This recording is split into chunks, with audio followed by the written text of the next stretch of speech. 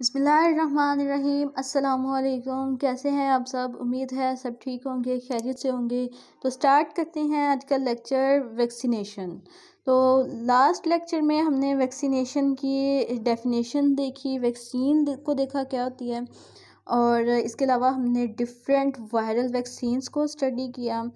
अगर आपको मेरी उस वीडियो का लिंक चाहिए तो वो डिस्क्रिप्शन में मौजूद है, आप सिंपली क्लिक करेंगे और मेरी वीडियो ओपन हो जाएगी। तो स्टार्ट करते हैं अपना आज का लेक्चर वैक्सीनेशन। तो हम आज स्टडी करेंगे बैक्टीरियल वैक्सीन और रिकेट्सियल वैक्सीन को। तो सबसे पहले हल्की सी रिवीजन कर लेते हैं कि वैक्सीनेशन क्या है। हमारे पास vaccination is a process of getting immunity, जिसके अंदर हम बॉडी को इम्यून करते हैं, इम्यूनिटी डेवलप करते हैं against different viral and bacterial disease by inoculation of vaccines. Vaccines हमारे पास एंटीजेनिक सब्सटेंसेस होती हैं जो कि बॉडी के अंदर एंटीबॉडीज़ की प्रोडक्शन करवा रही होती हैं। तो ये एंटीबॉडीज़ हमारी बॉडी में तैयार पड़ी रहती हैं और जब भी कोई पैथोजन आता है तो ये इमीडिएटली उनके ऊपर अटैक करती हैं और हमारी जो बॉडी है हमें प्रोटेक्ट कर रही होती हैं डिजीज़ से। तो अब हम देख लेते हैं बैक्टीरियल वैक्सीन्स। तो उससे पहले हम देखेंगे कि रिकेट्सियल वैक्सीन्स क्या होती हैं, ठीक है। So here I want to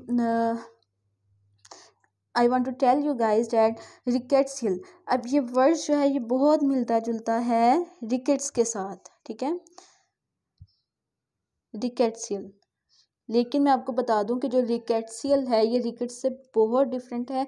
rickets जो है वो एक बोन डिजीज़ है, चिल्ड्रन के अंदर होती है, जिसके अंदर बोन्स वीक हो जाती हैं, डिफॉर्म हो जाती हैं and may lead to breakage, ठीक है, बोन्स ब्रेक भी हो सकती हैं। लेकिन जो रिकेट्सियल है, रिकेट्सियल बेसिकली ये बैक्टीरिया से रिलेटेड है, बैक्टीरियल डिजीज़ से रिलेटेड है। रिकेट्सिया जो है, रिकेट्सी बेसिकली जो है वो ग्राम नेगेटिव बैक्टीरियम है जो काफ़ी ज़्यादा डिजीज़ करवा रहा होता है। तो रिकेट्सियल वैक्सीन्स हम देख लेते हैं। रिकेट्सी यानी कि bacteria, gram negative bacteria are cultured in chick embryo और in monkey kidney tissue cultures, ठीक है।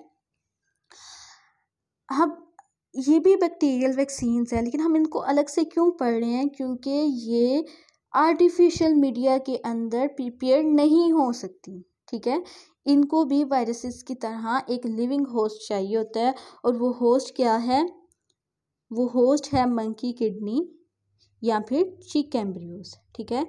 चिक एम्ब्रियोज के अंदर या फिर मंकी किडनीज के अंदर हम इसको प्रिपेयर करवा रहे होते हैं, और इनके लिए भी वही एहतियात ज़रूरी होती हैं, वही प्रिकॉशंस ज़रूरी होती हैं जो कि वायरसेस की प्रिपरेशन के लिए हम कर रहे होते हैं। आर्टिफिशियल मीडिया के अंदर इनकी ग्रोथ नहीं हो रही होती, ठीक है। उसके अलावा ये जो डिजीज़ करवा दिए हैं इसके अंदर murine, typhus, tsutsugamushi fever, rickettsial disease, ठीक है। इसके अलावा एपिडेमिक टाइफस, इसके अलावा भी बहुत सारी डिजीज़ ये करवाते हैं बैक्टीरिया। लेकिन जिन एरिया टू एरिया जो है ये वेरी कर रही होती हैं, और उस एरिया के अकॉर्डिंगली वैक्सीन जो हैं वो अवेलेबल होती हैं इसकी ट्रीटमेंट के लिए। तो नेक्स्ट हमारे पास है बैक्टीरियल वैक्सीन्स। बैक्टीरियल वैक्सीन्स जो हैं वो सस्पेंशंस हो सकती हैं अटेनुएटेड की, किल्ड पैथोजन की, ठीक है, इन आइसोटोनिक सोडियम क्लोराइड सोल्यूशन और अदर सूटेबल डाइल्वेंट, ठीक है। जो बैक्टीरियल वैक्सीन्स होती हैं बेसिकली जो बैक्टीरिया होते हैं उनके जर्म्स की ये प्रिपरेशंस होती हैं इन्हें सूटेबल डाइल्वेंट, ठीक है। सूटेबल डाइल्वेंट जो है वो आइसोटोनिक सोडियम क्लोराइड सोल्यूशन भी हो सकते हैं या फिर कुछ और भी हो सकते हैं। तो बैक्टीरियल वैक्सीन्स के अंदर हमारे पास आ जाते हैं typhoid vaccine, cholera vaccine, plague vaccine, pertussis vaccine, tuberculosis vaccine, BCG vaccine, meningitis vaccine, pneumococcal vaccine and haemophilus vaccine. इनको बारी बारी हम स्टडी कर लेते हैं। टाइफाइड वैक्सीन स्टीराइल सस्पेंशन है सॉलिड की, ठीक है, सस्पेंशन है सॉलिड की कंटेनिंग किल्ड टाइफाइड बैसिलाई। कौन से वाले? Salmonella typhi. साल्मोनेला टाइफी हमें पता है टाइफाइड फीवर करवा जाता है। इसके अगेंस्ट जो वैक्सीन है टाइफाइड वैक्सीन वो हम प्रिपेयर कर रहे होते हैं, इसे किल करके इसकी सस्पेंशन बनाते हैं। 2 स्ट्रेन्स होती हैं इसकी, ठीक है, जो कि एंटीजेनिक होती हैं, ठीक है, और उनकी हम वैक्सीनेशन बना रही होती हैं। 2 इंजेक्शंस हम देते हैं इसके सबक्यूटेनियसली 4 वीक्स अपार्ट, यानी 4 वीक्स के 4 हफ्तों के वक्फे से 2 इंजेक्शन लगाए जाते हैं 0.5 ml के, और हर साल बाद, ठीक है, एवरी 3 ईयर्स, ठीक है, हर 3 साल बाद इसके 0.5 ml इंजेक्शन लगा दिया जाता है, और बूस्टर डोज भी रिकमेंड किए जाते हैं बेसिकली उनके लिए जिनकी इम्यूनिटी वीक होती है और जिनके अंदर टाइफाइड फीवर के चांसेस ज़्यादा होते हैं। नेक्स्ट है हमारे पास कोलेरा वैक्सीन।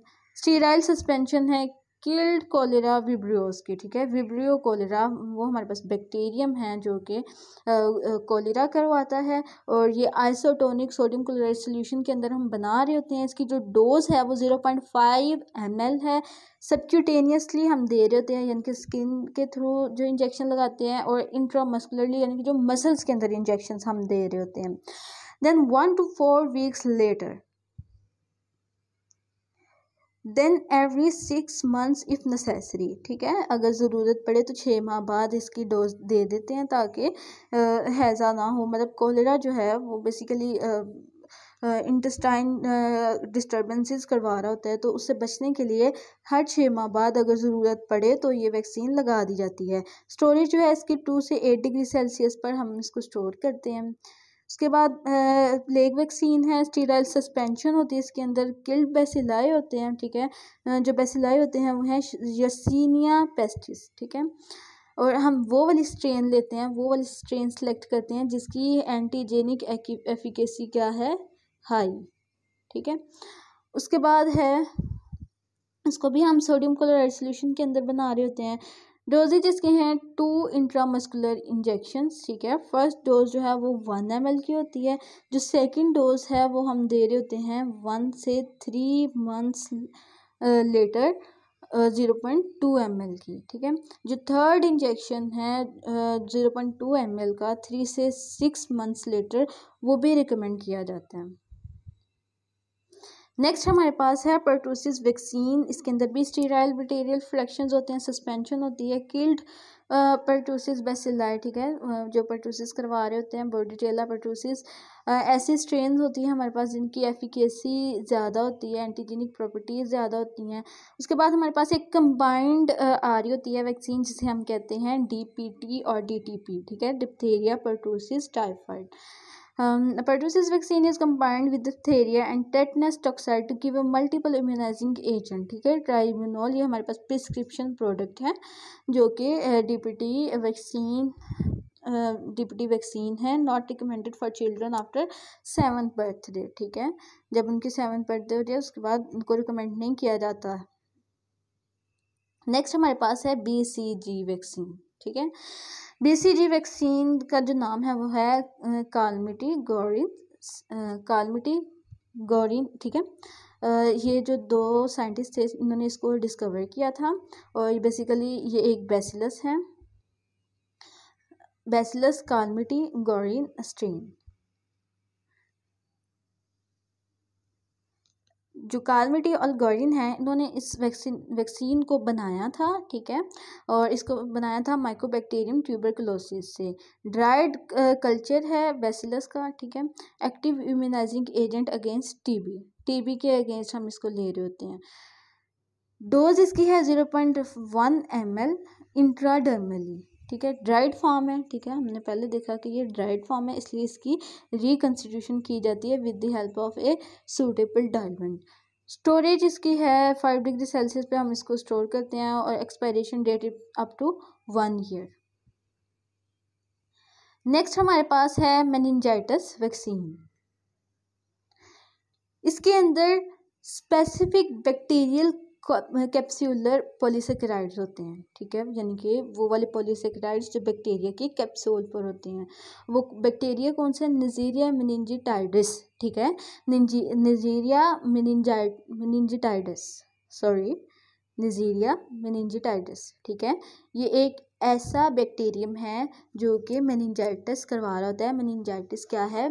जो हमारे ब्रेन हैं, ब्रेन और स्पाइनल कॉर्ड की लेयर्स हैं, बेसिकली ब्रेन की जो लेयर्स हैं उनकी इन्फ्लेमेशन करवा रहा होता है। प्रोटेक्टिव मेम्ब्रेन्स जो होती हैं ब्रेन के अंदर, उनकी इन्फ्लेमेशन करवा देता है। तो ये वैक्सीन बेसिकली निजीरिया मेनिंजाइटिस के अगेंस्ट है, ताकि इससे कोई डिजीज़ ना हो। ये हम देते हैं उन बच्चों को जिनकी उम्र 2 साल से ज़्यादा है, और मिलिट्री जो होते हैं रिक्रूट्स, उनको देते हैं। अडल्ट पॉपुलेशन जो जिसको ख़तरा हो सकता है कि इसको मेनिंजाइटिस हो सकता है, ठीक है, उनको दे रहे होते हैं। सिंगल इंजेक्शन इसका होता है 0.5 ml का, और ये हम दे रहे होते हैं सबक्यूटेनियसली। 50 माइक्रोग्राम होता है मेनिंजियोकोकल पॉलीसेकेराइड, ठीक है, जो सिंगल सबक्यूटेनियस इंजेक्शन 0.5 ml का होता है। इसके अंदर 50 माइक्रोग्राम ऑफ मेनिंजियोकोकल पॉलीसेकेराइड होता है, जो कि एक्ट कर रहा होता है as an antigenic substance as a vaccine. उसके बाद है न्यूमोकोकल वैक्सीन।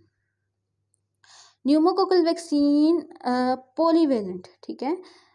पॉलीवेलेंट हम इसको क्यों कह रहे होते हैं? क्योंकि ये 23 जो न्यूमोकोकाई हैं उनके against as a protective vaccine हम इसको यूज़ कर रहे होते हैं, और 90% ऑफ न्यूमोकोकल डिजीज़ से ये बचा रहा होता है, ठीक है। इसकी प्रिपरेशन कैसे की जाती है कि इसके अंदर हम जो स्ट्रेप्टोकोकस न्यूमोनी होता है, ठीक है, ये जो बैक्टीरियम होता है स्ट्रेप्टोकोकस न्यूमोनी, इसकी जो डिफरेंट स्ट्रेन्स होती हैं जो कि जिनकी हाई एंटीजेनिसिटी होती है, जो कि डिजीज़ काजिंग होती हैं, उसके जो पॉलीसेकेराइड्स होते हैं, ठीक है, पॉलीसेकेराइड्स से हम इसको प्रिपेयर करते हैं। स्ट्रेप्टोकोकस न्यूमोनी के पॉलीसेकेराइड्स से हम इसकी प्रिपरेशन कर रहे होते हैं। डोजेज इसकी क्या है कि सिंगल 0.5 ml डोज होती है, सबक्यूटेनियसली भी दे सकते हैं और इंट्रामस्कुलरली भी दे सकते हैं। एंड नेक्स्ट हमारे पास है हीमोफाइलस वैक्सीन, जिसको हम बना रहे होते हैं Haemophilus influenza type B HIV के पॉलीसेकेराइड से, ठीक है, कैप्सूलर पॉलीसेकेराइड, ठीक है, ये कैप्सूलर है। डोज इसकी क्या है? Immunisation is recommended for all children when they reach 2 years of age. जब बच्चों की उम्र 2 साल हो जाती है तब हम ये वैक्सीन दे रहे होते हैं, और 2 से 5 साल तक के बच्चों के लिए ये रिकमेंड की जाती है। जो 5 years से अबव होते हैं, ठीक है, वो जो है उनके अंदर नेचुरली ये एंटीबॉडीज़ आ जाती हैं, ठीक है, naturally acquired. The vaccine is administered subcutaneously as a single dose of 0.5 ml. 0.5 ml के single dose दे रहे होते हैं हम subcutaneously. So these were bacterial vaccines that we have discussed today. उम्मीद है आपको आज की लेक्चर की समझ आई होगी। जो चीज़ आपको समझ नहीं आई आप कमेंट सेक्शन के अंदर कमेंट करके पूछ सकते हैं। And thank you so much for watching, and also subscribe my channel Warda lectures. And अगर आपको स्टडी मटेरियल चाहिए, नोट्स चाहिए वैक्सीनेशन से रिलेटेड, तो डिस्क्रिप्शन में मेरे ब्लॉग का लिंक मौजूद है। आप सिंपली उस लिंक के ऊपर क्लिक करेंगे जिससे मेरा ब्लॉग ओपन हो जाएगा और आपको एक स्टडी नोट्स मिल जाएंगे relating to vaccination. So thank you so much for watching. Thank you so much for watching, और नेक्स्ट वीडियो तक अपना बहुत सारा ख्याल रखिएगा। टेक केयर, अल्लाह हाफिज़।